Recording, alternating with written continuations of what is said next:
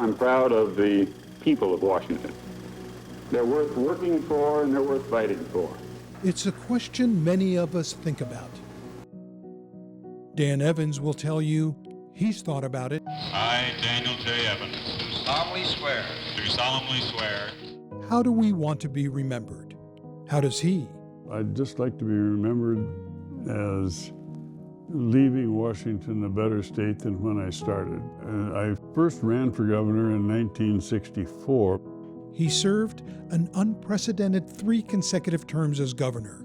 Dan Evans would go on to serve as U.S. Senator, and after he left public office, he served as president of Evergreen State College. He spent his entire life in public service. I mean, when you think about forward thinking, he was talking about an income tax. He was talking about a regional transportation system. Creating the Department of Social and Health Services, creating the community college system. He started the first ecology department in our state, which became the model for the EPA. He started a commission for American Indians. He started a women's council. I mean, you know, these were things at a time when it was unheard of. I think the lesson that Dan gave all of the governors was be true to your conviction. Don't worry about political consequences. Do what is right for the people. And if you keep the people first and foremost, politics will take care of itself. He is a proud Republican in a state that is known to be not Republican. This Republican likes to say, not all good ideas come from one side of the political aisle. And really, I went on to say that I've never seen a Democratic highway or a Republican school. These, you know, they have to be done together, and that's where the big successes have been. And that's where I think Dan was so great. He was always pulling people together. You would never know what party people were.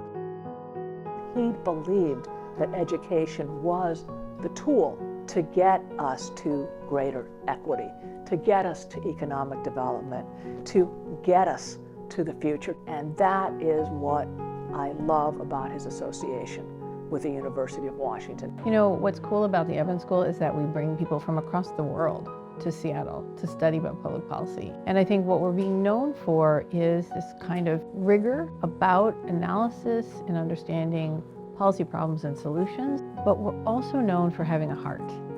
And to me, that's really what's special about the namesake that we have, because I think Dan Evans was somebody who knew about rigor, and he had a heart.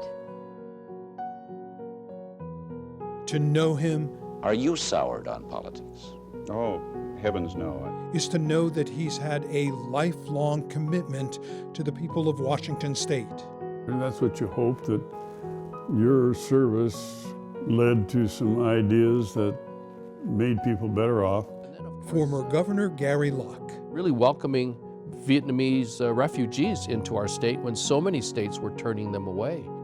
You can ask France Wong about that. France and his family were among thousands of Vietnamese refugees who came to live in Washington State after the Vietnam War. France was just 20 months old. We were in Camp Pendleton, California. Governor Evans, of course, sent a representative down there with a very clear message, which is, you're welcome here in Washington. And so my family, among tens of thousands, settled in Washington State because of his generous message. The West Point grad, who feels fortunate to have met Dan Evans, is paying it forward with his volunteer work helping Afghan refugees. Looking at those families, in every single one, I saw a reflection of my own family escaping Saigon in 1975. No question Dan Evans would be proud of France's public service.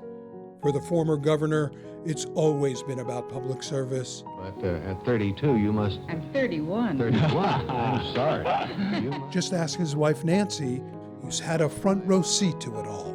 All the things he's done have been well thought out. It's what he wanted to do. They haven't been haphazard. They haven't been wild. They've been practical. Most of the time. Most of the time, yeah. We're speaking generally. Yeah. I think his legacy is one of effective governance, solving problems, and that is ultimately what any institution of higher education focused on policy needs to be about these days.